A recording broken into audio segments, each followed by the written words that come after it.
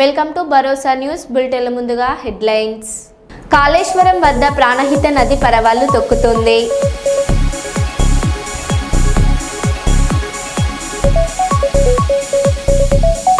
ములుగు జిల్లా కేంద్రంలో మంత్రి సీతక్క మీడియా సమావేశంలో తీవ్ర వ్యాఖ్యలు.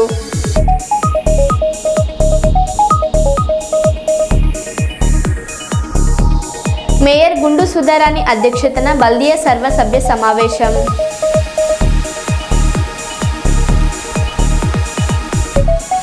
సుల్తానాబాద్, ఎలిగేడు మండలాలలో పలు అభివృద్ధి కార్యక్రమాలకు శంకుస్థాపన చేసిన ఎమ్మెల్యే చింతకుంట విజయరమణారావు.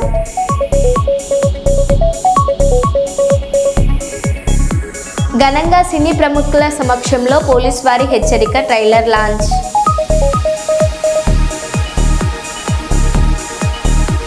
ఇక వివరాల్లోకి వెళ్తే, దివంగత నేత మాజీ ముఖ్యమంత్రి వైఎస్ రాజశేఖర రెడ్డి జయంతి వేడుకలను కర్నూలులో ఘనంగా నిర్వహించారు. నగరంలోని ఎస్బీఐ సర్కిల్లో ఉన్న వైఎస్ఆర్ విగ్రహానికి వైఎస్ఆర్ కాంగ్రెస్ పార్టీ కర్నూలు జిల్లా అధ్యక్షులు మాజీ ఎమ్మెల్యే ఎస్వి మోహన్ రెడ్డి పూలమాలలు వేసి నివాళులర్పించారు. అనంతరం కేక్ కట్ చేసి సంబరాలు జరుపుకున్నారు. వైఎస్ఆర్ కాంగ్రెస్ పార్టీ యువజన విభాగం ఆధ్వర్యంలో రక్తదాన శిబిరాన్ని ఆయన ప్రారంభించారు.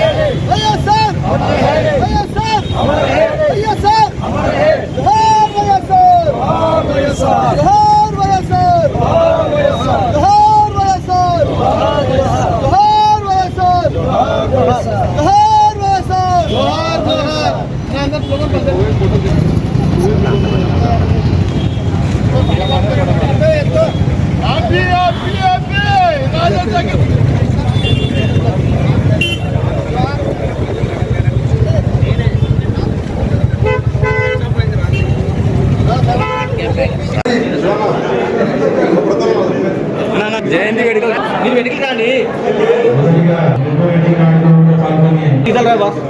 స్వీట్ మనస్ఫూర్తిగా మాట్లాడినటువంటి పొద్దు అన్నా కొద్దిగా వెనుకలు పోండి ఇంకా కొద్దిగా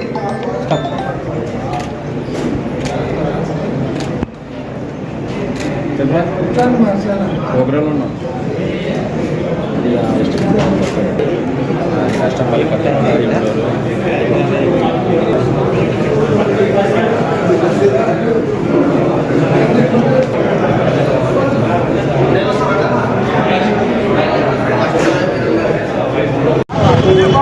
దివంగత రాజశేఖర రెడ్డి గారి జన్మదిన సందర్భంగా యావత్ తెలుగు రాష్ట్రాలలో అందరూ కూడా ఒక పండగ వాతావరణంలో చేసుకునేటువంటి పరిస్థితి కనిపిస్తుంది. ఏదో కార్యకర్తలు, నాయకులు, పార్టీ సంబంధించిన వాళ్ళ కార్యక్రమం కాదు. ఇది యావత్ తెలుగు రాష్ట్రాలలో కూడా అందరికీ ఇది ఒక శుభదినం. ఎందుకంటే వైఎస్ రాజశేఖర రెడ్డి గారు ముఖ్యమంత్రిగా ఉన్నటువంటి 5 సంవత్సరాలలో ఆయన బ్రాండెడ్గా నిలబడిపోయినటువంటి పథకాలు ఎన్నో ఉన్నాయి.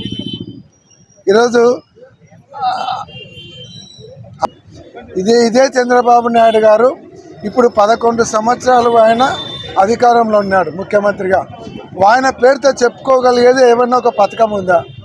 రాజశేఖర రెడ్డి గారి పేరు మీద వచ్చినటువంటి పథకాలు 5 సంవత్సరాలలో 6 పథకాలు ఉంటే 11 సంవత్సరాలలో చంద్రబాబు నాయుడు పథకం ఇదని చెప్పుకోవడానికి ఒకటి కూడా లేదు.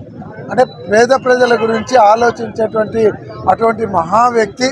ఎందుకంటే ఉచిత కరెంట్ అనేది పేద రైతులకు ఉపయోగము, ఆరోగ్యశ్రీ అనేది పేదలందరికీ కూడా ఆరోగ్యానికి సంబంధించింది. లక్షలు ఖర్చు పెట్టలేక ఉండే వాళ్ళకు కార్పొరేట్ హాస్పిటళ్ళలో వైద్యం అయితేనేమి, ఒన్నాటి ఎక్కడైనా యాక్సిడెంట్ అయితే ఒన్నాటి అయితేనేమి, చదువుకోలేని బీద పిల్లలందరికీ పెద్ద చదువులు చదువుకోవడానికి ఫీజు రియంబర్స్మెంట్, ఇటువంటి ఎన్నో కార్యక్రమాలు చేసినటువంటి మహా వ్యక్తిని ఇప్పుడే కాదు జీవితాంతం కూడా ప్రజలు మర్చిపోరు.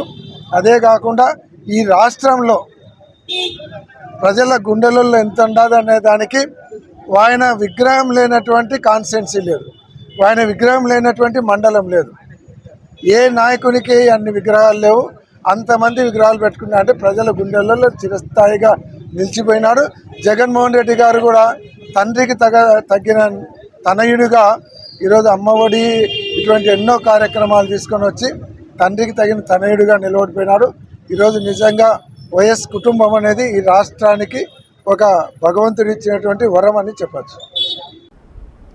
మేడ్చల్ జిల్లా పోచారం మున్సిపాలిటీ పరిధి కొర్రెముల ఔటర్ రింగ్ రోడ్ సమీపంలోని Korremula revenue survey number 311 12 13 24 26 real estate mafia గౌడ వృత్తిదారులకు చెప్పకుండా రాత్రికి రాత్రి అధికారులు అండతో 85 తాటి చెట్లను జేసీబీ సహాయంతో పెరికి వేసినారు.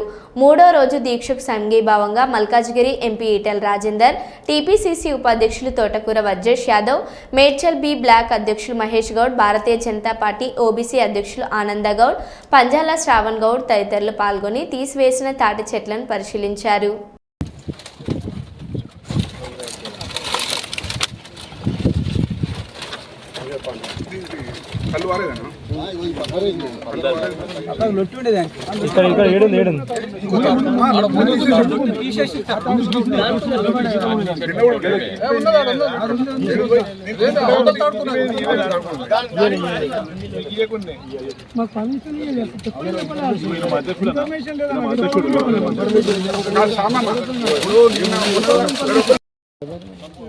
భావన లొట్టిని చెప్పి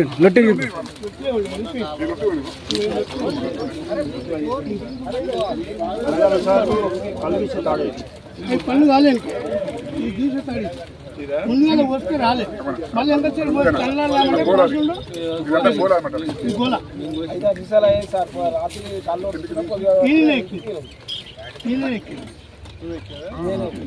పాల మీద వంచుకుంటాం మేము ఆయన తాడు రాత్రి సాయంకాలం కళ్ళు తీసిండు పొద్దున లేదు ఎర్లీ మార్నింగ్ కథ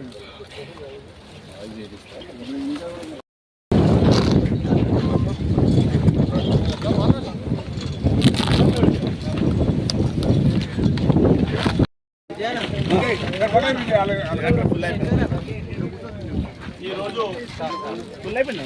మన కొర్రంల గౌడ సంఘం పరిధిలో ఏదైతే ఈ తాడి చెట్ల కూల్చివేత కార్యక్రమం జరుగుతుంది అని మనకు కొర్రంల గౌడ సొసైటీ సోదరులందరూ తాడి చెట్లు పోయిన కార్యక్రమానికి అందరినీ పిలుస్తున్నారు. ఈరోజు కూడా ఈ కార్యక్రమానికి ఉద్దేశించి వజ్రేష్ అన్న గారు కూడా ఇక్కడికి వచ్చేసి అది ఏందో ప్రాబ్లం చూద్దాంప అమ్మాయి అని పొద్దున మన సోదరులు కూడా వచ్చినందుకు వాళ్ళందరికీ పేరు పేరున ఇక్కడికి వచ్చిన మిగతా పార్టీ నాయకులకు ప్రతి ఒక్కరికి పేరు పేరున ధన్యవాదాలు. మా యొక్క గౌడ కులస్తులు ప్రతి గ్రామంలో గౌడ సంఘాలు వాళ్ళకు జీవనోపాధి కోసమే ప్రతి ఒక్క గౌడ సోదరులు కూడా సంవత్సరానికి ఒకసారి మీటింగ్లు పెట్టుకొని ఎవరి తాళ్ళు వాళ్ళు వంచుకొని ఆ తాళ్ళని ఎత్తుకొని బతికే ఈ గీత కార్మికులని ఇలాంటి ఏరియాలో ఈ చెట్లపైన ఆధారపడి ఎవరైతే జీవనం సాగిస్తారో వాళ్ళందరికీ నమస్కారం. ముందు నుంచి కూడా ప్రభుత్వాలు ఏమన్నా కావచ్చు, ఈ కుల వృత్తుల మీద జీవిస్తున్న వాళ్లకు చాలా చోట్ల అనేక రకాల గౌరవ ముఖ్యమంత్రి గారికి దృష్టికి తీసుకెళ్తాం, మంత్రి దృష్టి కూడా తీసుకెళ్తామని చెట్లకు నష్టపరిహారమే ఇచ్చింది కాకుండా ఏ చెట్టు తీయాలి ఏ చెట్టు తీయొద్దో అంటే రోడ్డు కట్ట మూసిన చెట్లు పక్కన తప్పితే బాగుంటుంది తప్ప ప్రతి చెట్టు 80 చెట్లు తీస్తే ఇవి మొలవడం చాలా కష్టం. ఈ చెట్లన్నీ పక్కకు ఎక్కడ పెడతారో పెట్టాలి.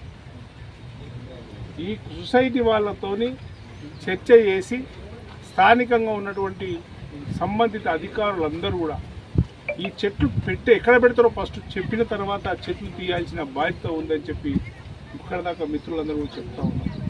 జై గౌడ, గౌడ ఐక్యత, గౌడ ఐక్యత. ఈరోజు ఈ కొర్యాంల గ్రామం, గట్కేదర్ మండలం కొర్యాంల గ్రామంలో ఏదైతే మన ఈ గీత కార్మికుల ఈ తాటి చెట్లు, ఈ రియల్ ఎస్టేట్ మాఫియా, కానీ ఆ సమస్యను ఒక ఉత్పన్నం చేసింది. 84 చెట్లు పోయలేని పాపం వాళ్ళ కోసం చెప్తా ఉన్నాను. కనుక నేను ఒకటే కోరుతా ఉన్నాను, ఖచ్చితంగా రేపు రాబోయే రోజుల్లో ఇవాళ సాయంత్రం వరకు కానీ రేపు కానీ ఇక్కడ సొసైటీ ఏదైతుందో సొసైటీతో డిస్కస్ చేసి వీటికి నష్టపరిహారం ఏ రకంగా చేయాలి. ప్రభుత్వానికి అందరూ ఉన్నారు, మా తమ్ముడు కూడా ఉన్నాడు, భాస్కర్ గౌడ్ కూడా ఉన్నాడు.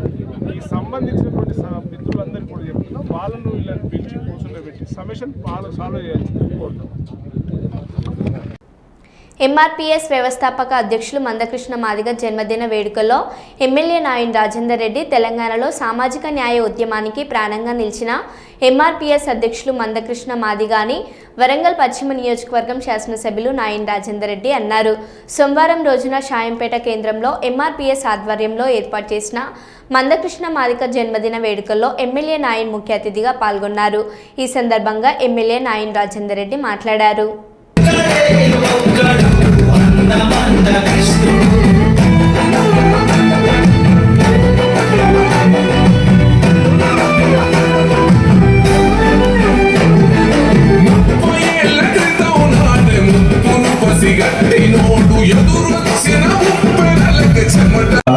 ఇవాళ రాష్ట్ర వ్యాప్తంగా ముందుకు తీసుకురాగలిగింది.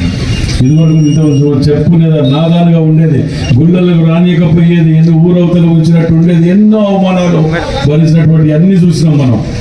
కానీ వారు వచ్చిన తర్వాత ప్రతి ఒక్కరూ నేను సురేష్ మాదిగా లేదా రమేష్ మాదిగా ఇంకేదో మాదిగా అని చెప్పుకొని గర్వంగా ఫీల్ అయిన తీసుకొచ్చిందంటే అది కేవలం ఒక మందకృష్ణ మాదిగా గారు అని చెప్పి మనం గుర్తుపెట్టుకోవాలి. ఎన్నిసార్లు జైళ్ళలో పెట్టినా, ఎన్ని కేసులు పెట్టినా ఎక్కడ కూడా వెనకడుగు వేయకుండా పోయిన నిజమైన ఉద్యమకాడు ఎవరైనా ఉన్నారంటే ఇలా మందకృష్ణ మాదిగా. వారికి మరోసారి జన్మదిన శుభాకాంక్షలు తెలియపరుస్తూ మరి ఇక్కడ షాయంపేటలో ప్రతి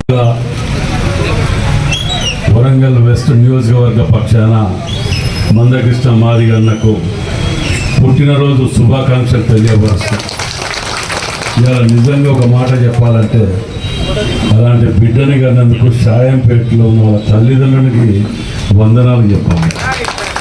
ఎందుకంటే ప్రతిసారి మేము ఎప్పుడు కలుసుకున్నా అభివృద్ధి గురించి 90% చర్చించేది. మన హన్మకొండ వెస్ట్ నియోజకవర్గంలో షాయంపేటలో ఒక మంచిగా అంటే మంచిగా తయారు చేయాలి. 100 కోట్లైనా నేను పట్టుకొస్తాను, నేను సెంట్రల్ గవర్నమెంట్ దగ్గరికి వెళ్ళి నాకు దాని ప్రపోజల్స్ ఇవ్వండి అన్నా అని చెప్పి ఒక 10 సార్లు అడిగారు నన్ను. ఇలా షాయంపేటలో చెరువు కట్ట గురించి కూడా సుందరీకరణ గురించి మేము ఉత్తమ్ కుమార్ రెడ్డి గారి దగ్గరికి పోయినాం, ఇద్దరం కలిసి వెళ్ళినాం. ఆ యొక్క కట్ట గురించి, దాని సుందరీకరణ గురించి, షాయంపేటలో ఒక ల్యాండ్ ఉన్నది, ఆ ల్యాండ్ దాంట్లో ఒక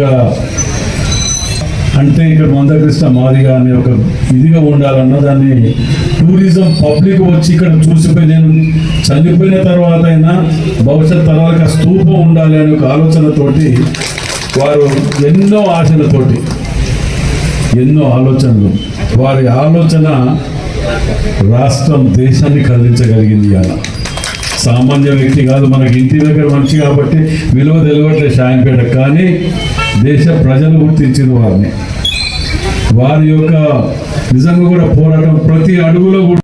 కర్నూలులోని doctor APA Abdul Kalam memorial municipal high స్కూల్లో ఉపాధ్యాయులందరినీ బదిలీ చేయడంతో విద్యార్థుల తల్లిదండ్రులు ఆందోళన చేశారు. Doctor APA Abdul Kalam memorial municipal high స్కూల్కు రాష్ట్రంలోనే ఉత్తమ పాఠశాలగా గుర్తింపు ఉంది. గత 4-5 సంవత్సరాలుగా ఈ పాఠశాలకు ముఖ్యమంత్రి అవార్డుతో పాటు 10వ తరగతి పరీక్ష ఫలితాల్లో రాష్ట్ర స్థాయిలో మొదటి స్థానంలో నిలుస్తూ వస్తుంది. ప్రస్తుతం ఆ పాఠశాలలో ఉన్న మొత్తం 11 మంది ఉపాధ్యాయులను బదిలీ చేసి కొత్తగా 6 మందిని మాత్రమే ఏర్పాటు చేశారని పేరెంట్స్ ఆవేదన వ్యక్తం చేశారు.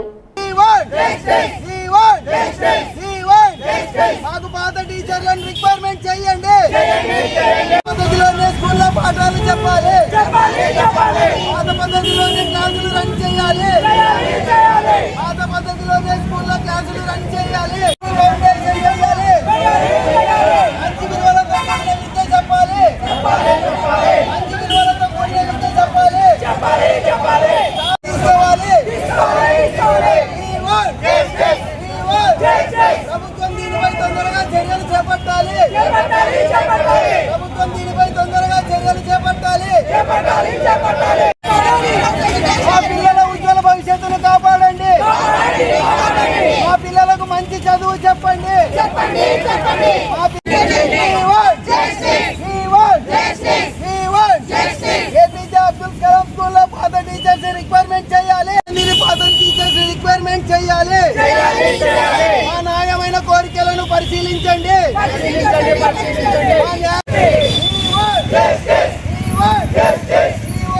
తొందరగా కదిలి రావాలి. ఈ విషయంపై తొందరగా నిర్ణయాలు తీసుకోవాలి. సరే, నేను అబ్దుల్ కలాం స్కూల్ నుంచి వస్తున్నాము.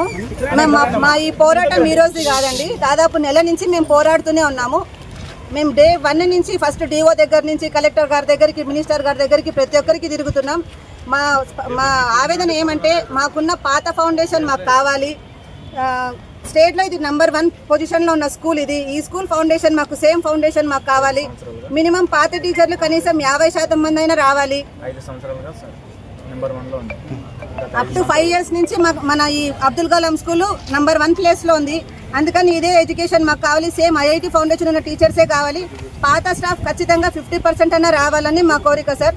దయచేసి మీడియా మిత్రులు కూడా మాకు సపోర్ట్ చేయాలనుకుంటున్నాము. గతంలో ఎంతమంది ఉండి అందరూ 11 మంది. గతంలో ఇక్కడ 11 మంది టీచర్స్ ఉన్నారు సార్, కానీ ఇప్పుడు ఓన్లీ 6 మెంబర్స్ టీచర్స్తోనే స్కూల్ రన్నింగ్ నడిపించాలనుకుంటున్నారు. కానీ మాకు ఈ పిల్లలకి 11 మంది టీచర్లు కావాలి. దాంట్లో లేడీస్ స్టాఫ్ కనీసం 3% అయినా కావాలి. లేడీస్ స్టాఫ్ ఖచ్చితంగా మాకు ఇదే ఫౌండేషన్ని కంటిన్యూ చేయమని నారా చంద్రబాబు నాయుడు గారికి, లోకేష్ గారికి విన్నపం చేసుకుంటున్నాం సార్. నా పేరు Anitha sir, 10th class student వాళ్ళ మదర్ని నేను. లాస్ట్ ఇయర్ మనకు వచ్చిన 10th రిజల్ట్లో ఈ స్కూల్ నుంచి మనకు 20 మెంబర్స్కి 380లో సీట్ వచ్చింది సార్. మన కర్నూలు జిల్లాలో ఏ గవర్నమెంట్ స్కూల్లోనూ ఇంతమంది రిజల్ట్ రాలేదు సార్. 43 మెంబర్స్ స్టూడెంట్స్ ఉంటే 42 మెంబర్స్కి అబోవ్ 500 మార్క్స్ వచ్చినాయి సార్. ఓన్లీ ఒక్క స్టూడెంట్కి మాత్రమే 491 మార్క్ వచ్చింది. అంటే దాని అర్థం అవుట్ ఆఫ్ 100% రిజల్ట్ తెచ్చిన స్కూల్ని ఈరోజు వీళ్ళు మూసేయాలనుకుంటున్నారు. మాకు ఇదే ఫౌండేషన్ కావాలని మేమందరూ డిమాండ్ చేస్తున్నాం సార్. Thank you. నా పేరు అనిత సార్. సుల్తానాబాద్ ఎల్గేడు మండలాలలోని కందునూరుపల్లి, నారాయణపూర్, దేవునిపల్లి, కొదుర్పాక గ్రామాలలో పలు సీసీ రోడ్లకు శంకుస్థాపన చేసి ఇందిరమ్మ ఇళ్ల లబ్ధిదారులకు ప్రొసీడింగ్ కాపీలు ఎమ్మెల్యే అందజేశారు. రాష్ట్రంలో అనేక అభివృద్ధి కార్యక్రమాలను అమల్లోకి తెచ్చిన కాంగ్రెస్ పార్టీని రాబోయే ఎన్నికల్లో ఆశీర్వదించాలని విజ్ఞప్తి చేశారు. ఎమ్మెల్యే చింతకుంట విజయరమణారావు సన్నబియ్యం పంపిణీ బోనస్ అందిస్తున్నామని తెలిపారు.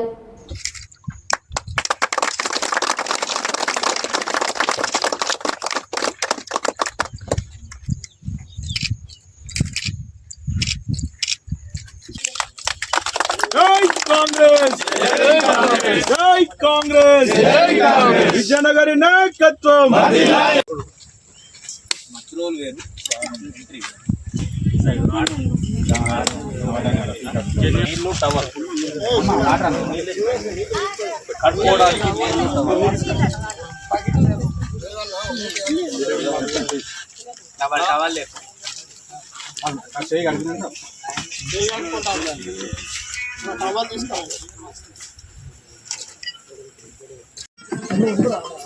పెంట సుజాత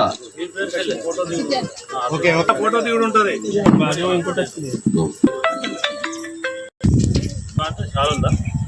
కొంచెం వెనుక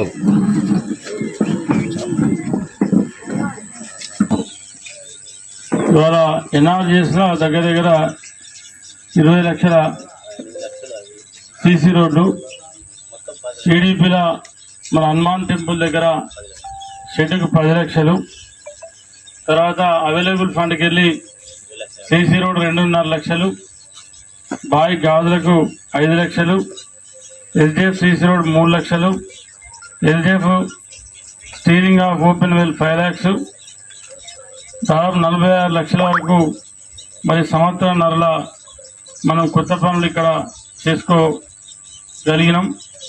వీటితో పాటు మరి మన గ్రామానికి వచ్చినప్పుడు మన గ్రామ పంచాయతీలు ఉన్నటువంటి రైతులకు దాదాపు 72 మంది రైతులకు 48,76,452 రూపాయలు రైతు రుణమాఫీ చేయడం జరిగింది.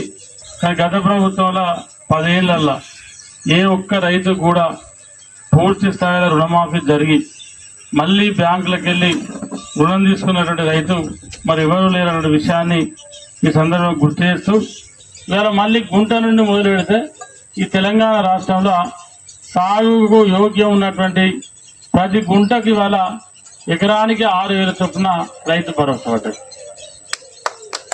కాడితం అంటే చాలా మంది మీ సేవా సెంటర్ల, కలెక్టరు, ప్రజాపాలన దరఖాస్తులు పెట్టుకుని అన్ని క్రోడీకరించి ఇవాళ కొత్త రేషన్ కార్డులు ఇచ్చినాం. కొత్త రేషన్ కార్డులు ఇస్తే మన దగ్గర 46 కార్డులు వచ్చినాయి. ఇవాళ యాడింగ్ దగ్గర కుటుంబ సభ్యుల యాడింగ్ 12 వచ్చినాయి. ఉంటే 30 కిలోలు. దాన్ని బట్టి ఇలా అందరికి సన్నబియ్యం ఇచ్చింది. అంతకుముందు స్టార్ట్ చేస్తే మొన్న వర్షాకాలంలో ఇబ్బంది అయితే 3 నెలల బియ్యం ఒకటేసారి ఇచ్చారు. కాంగ్రెస్ పార్టీ మాల సంఘం నాయకులు ఆదివారం గోదావరికని ఆర్కే గార్డెన్లో ఏర్పాటు చేసిన ఆత్మీయ సన్మాన కార్యక్రమంలో మంత్రి వివేక్ వెంకటస్వామి పాల్గొన్నారు. సన్మాన సభలో పాల్గొనడానికి వచ్చిన మంత్రి వివేక్ వెంకటస్వామికి కాంగ్రెస్ శ్రేణులు, ఏఐటీయూసీ నాయకులు, కార్యకర్తలు, మాల సంఘం నాయకులు, అభిమానులు, ప్రజలు ఘన స్వాగతం పలికారు. అనంతరం సన్మాన సభలో పాల్గొన్న మంత్రి వివేక్ వెంకటస్వామికి మాల సంఘం నాయకులు, ఏఐటీయూసీ నాయకులు, వివిధ కుల సంఘాల నాయకులు శాలువాలతో, పూలమాలలతో ఘన సన్మానం చేశారు. ఈ సందర్భంగా మంత్రి మాట్లాడారు.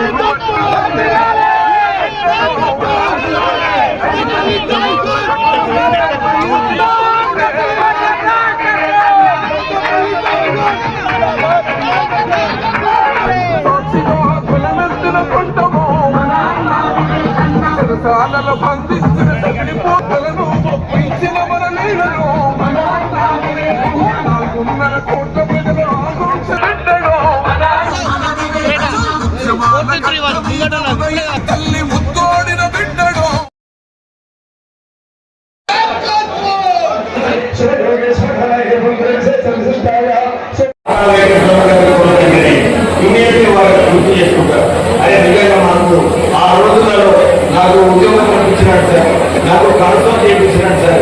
అంటే నేను ఎక్కడ కూడా ఊహించలేదు. ఆ ఏదైతే స్పందన కాకా వెంకటస్వామి గారి నిజంగానే నేను చాలా అదృష్టపడుతుంది. అన్ని చోట్ల కూడా ఏదైతే చెప్తుందో వారి ఆశీస్సులతో, కాకా వెంకటస్వామి గారి ఆశీస్సులతోనే మేమందరం ముందుకు నడుస్తున్నాము. ఇంతకుముందు తర్వాత కూడా నేను కార్మిక శాఖ మంత్రి వర్గంలో ఉన్నప్పుడు నేను దీన్ని కొనసాగిస్తూ మనకు ఇప్పుడే నాకు ఇంకొక కుంద ఇస్తున్నారు లేమంటుంది మైన్స్. నేను ఇంతకుముందు కూడా చాలా సార్లు చెప్పిన ఈ ప్రాంతంలో ఏదైతే ఇసుకే దండ నడుస్తుందో ఈ ఇసుకే దండ బంద్ చేసే అవసరం ఉన్నది. నేను చెన్నూరులో బంద్ చేశాను. నేను 2 మీటింగ్ తీసుకున్న తర్వాత ఈ సాయం మీద, ఎందుకంటే ముఖ్యమంత్రికి ఒక బాధ్యత ఉంది. ఈ గ్యారంటీ కార్డ్ ఏదైతే కాంగ్రెస్ పార్టీ మేనిఫెస్టోలో పెట్టిందో ఈ గ్యారంటీ కార్డు అమలు చేయాలంటే ఎక్కువ పనులు మన రాష్ట్రానికి వచ్చే అవసరం ఉన్నది. ఎందుకంటే అందరూ తెలిసిన విషయమే, టీఆర్ఎస్ పార్టీ ఈ 60,000 కోట్ల అప్పుని 8 లక్షల కోట్ల అప్పు చేసి ఈ ఖజానా ఖాళీ చేయడంలో టీఆర్ఎస్ పార్టీ తెలంగాణకు అన్యాయం చేయడం జరిగింది. సో వారి ఒక విషయం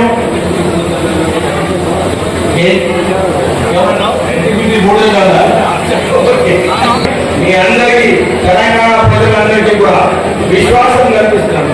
ఎందుకంటే ఈ హక్కు ఏదైతే మధ్య వరకు తింటున్నారో అదంతా ప్రజల ప్రజలకు రావాలి, ప్రజలకు స్కీమ్ రావాలి.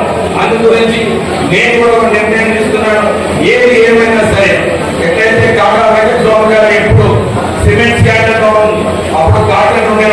దాంట్లో కూడా చాలా మందిని అరెస్ట్ చేయడం జరిగింది. కానీ నేను అరెస్ట్ అని చెప్పలేదు. ఎవరైతే చేస్తున్నారో వారికి ఇప్పుడే వారికి ఒక ధమ్కి ఇస్తున్నాను. నేను ఈ రాష్ట్ర ప్రభుత్వానికి ఏదైతే ఆదాయం రావాలో, ఏదైతే పనులు రావాలో అది డెఫినెట్లీ తీసుకొచ్చి ప్రజలకు మేలు చేస్తానని చెప్పి సభాముఖంగా మీ అందరికీ హామీ ఇస్తూ ముగిస్తున్నాను. జై హింద్. మరో బులెటిన్లో మళ్ళీ కలుద్దాం. Stay tune.